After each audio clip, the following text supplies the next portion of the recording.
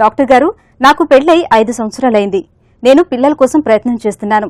ఇంతవరకు సక్సెస్ అవ్వలేదు. రీసెంట్ గా సీమెన్ అనాలిసిస్ టెస్టులు చేయిస్తే వీర్య కణాలు తక్కువ అని తెలిసింది. దానికి కారణం హార్మోన్ ఇంబ్యాలెన్స్ అని చెప్పారు. మీ సలహా ఏంటో తెలియజేయండి అని అడుగుతున్నారు. ఈ ప్రశ్నకు సమాధానం ఎండోక్రినాలజిస్ట్ డాక్టర్ శ్రీ నగేష్ గారు అందిస్తారు. మీరు చెప్తున్న దాన్ని బట్టి మీకుండే కండిషన్ని ప్రైమరీ ఇన్ఫర్టిలిటీ అంటారు. ప్రైమరీ ఇన్ఫర్టిలిటీ అంటే ఇంతవరకు ఎప్పుడూ మీరు పిల్లల కోసం ట్రై చేసి పిల్లలు పుట్టకపోవటాన్ని ప్రైమరీ ఇన్ఫర్టిలిటీ అంటారు. మీరు చెప్పినట్టు ప్రైమరీ ఇన్ఫర్టిలిటీకి హార్మోనల్ ఇంబ్యాలెన్స్ కారణం కావచ్చు, కానీ ఇతర కారణాలు కూడా ఉంటాయి. కామనెస్ట్ కారణం ఈ ఇన్ఫర్టిలిటీకి ఏంటి అంటే టెస్టిక్యులర్ వ్యాధుల వల్ల కామన్గా మీకు వీర్యకణాలు తగ్గటం ఉంటుంది. ఈ టెస్టిక్యులర్ వ్యాధులు ఎట్లాంటిది ఉండొచ్చు అంటే ఏ రకమైన ఇతరత్ర పూర్వం మీకు ఏ రకమైన టెస్టిస్కి దెబ్బ తగిలిన ట్రామా జరిగినా కూడా సెమెన్లో మీకు స్పర్మ్ సెల్స్ తగ్గచ్చు. At any point of time మీకు ఏ కారణం వల్లైనా మీ టెస్టిస్కి రేడియేషన్కి ఎక్స్పోజ్ అయినా for any cancer treatment or if you ఎక్కడైనా రేడియేషన్ సంబంధించిన ఫీల్డ్లో మీరు వర్క్ చేసినా కూడా సెమెన్ సెల్స్ తగ్గచ్చు.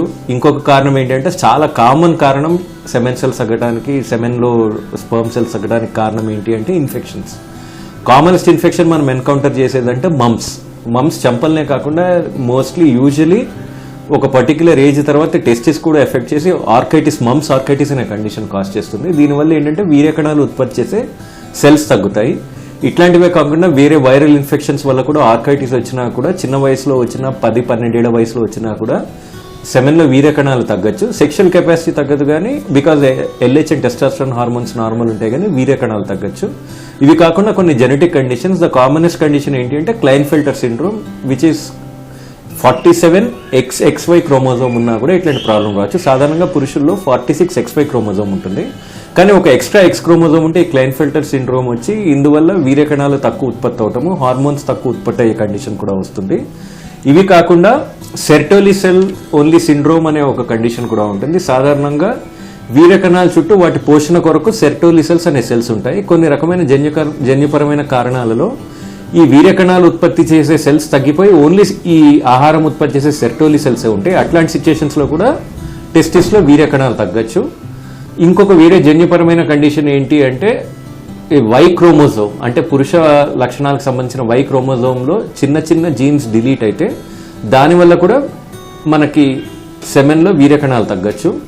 ఇవి కాకుండా ఎట్టి పరిస్థితుల్లోనైనా సెమెన్ ఉత్పత్తి అయిన టెస్టిస్ నుంచి మనకి ట్యూబ్స్లలో బ్లాక్ ఉన్నా కూడా ఈ స్పర్మ్ సెల్స్ కిందకి రాలేక ఇన్ఫర్టిలిటీ కావచ్చు. ఇన్ఫెక్షన్స్ వల్ల కూడా మనకి వీర్యకణాల ఉత్పత్తి తగ్గచ్చు.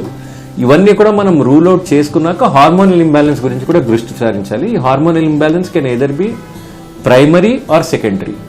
ప్రైమరీ అంటే టెస్టిస్కి సంబంధించిన హార్మోనల్ ఇంబ్యాలెన్స్ అంటే వేరే కారణాల వల్ల ఈ వీర్యకణాలు ఉత్పత్తి అవడానికి పై చెప్పిన కారణాల వల్ల మనకి ప్రాబ్లమ్స్ వచ్చినా, లేకపోతే టెస్టోస్టెరాన్ లెవెల్స్ తగ్గినా కూడా వీర్యకణాలతో సంబంధించి ప్రాబ్లమ్స్ రావచ్చు. సెకండరీ ఇన్ఫర్టిలిటీ అంటే పిట్యూటరీ గ్రంథిలో ఉన్న LH అండ్ FSH అంటే LH అనేది టెస్టోస్టెరాన్ ఉత్పాదనకు సంబంధించిన హార్మోన్, FSH అనేది వీర్యకణాలకు సంబంధించిన హార్మోన్. ఈ రెండు హార్మోన్స్లో ఏ రకమైన ఇంబ్యాలెన్సెస్ ఉన్న హార్మోన్ సరిగా ఉత్పత్తి కాకపోయినా కూడా వీర్యకణాల్లో మనకి సెమెన్ శాంపుల్లో వీర్యకణాలు తగ్గచ్చు. ఈ కండిషన్స్ అన్ని మనం ఇవాల్యుయేట్ చేయాల్సి వస్తుంది. ఇవాల్యుయేట్ చేసి జెనెటిక్ కండిషనా, లేకపోతే ట్రామా వల్ల వచ్చిన కండిషనా, ఇన్ఫెక్షన్ వల్ల వచ్చిన కండిషనా, హార్మోనల్ ఇంబ్యాలెన్సా అన్నది మనము ఇవాల్యుయేట్ చేసి రిపీటెడ్గా సెమెన్ అనాలిసిస్, హార్మోన్ టెస్టులు, ఇతరత్ర టెస్టులు, అవసరమైతే టెస్టిక్యులర్ బయాప్సీ కూడా చేసి ఏ కండిషన్ మనం డిటర్మిన్ అయితే ఆ పర్టికులర్ స్పెషలిస్ట్ ద్వారా ఇవాల్యుయేట్ చేయాల్సి వస్తుంది. ఒక్కోసారి యూరాలజిస్ట్ దగ్గరికి మనము రిఫర్ చేయాల్సి వస్తుంది. ఏమైనా బ్లాక్ లాంటిది ఉన్నా, లేకపోతే వ్యారికోసిల్ ఇట్లాంటి కండిషన్స్ ఏమైనా ఉంటే యూరాలజిస్ట్కి రిఫర్ చేయాల్సి వస్తుంది. హార్మోనల్ ప్రాబ్లం ఏమైనా ఉంటే ఎండోక్రైన్ ట్రీట్మెంట్ తీసుకోవాల్సి వస్తుంది. ఒక్కోసారి ఇది 2-3 ఏళ్ల వరకు ఎండోక్రైన్ ట్రీట్మెంట్ తీసుకోవాల్సి రావచ్చు. ఇట్లాంటి ఈ కారణాలు ఏమీ లేవు, అది స్వాభావికంగా ఇట్లాంటి కండిషన్ అని మనకు అనిపించినప్పుడు ఒక్కొక్కసారి మనకి సెమెన్ శాంపుల్లో వీర్యకణాలు లేకపోయినా టెస్టిస్ లోపల వీర్యకణాలు ఉండొచ్చు.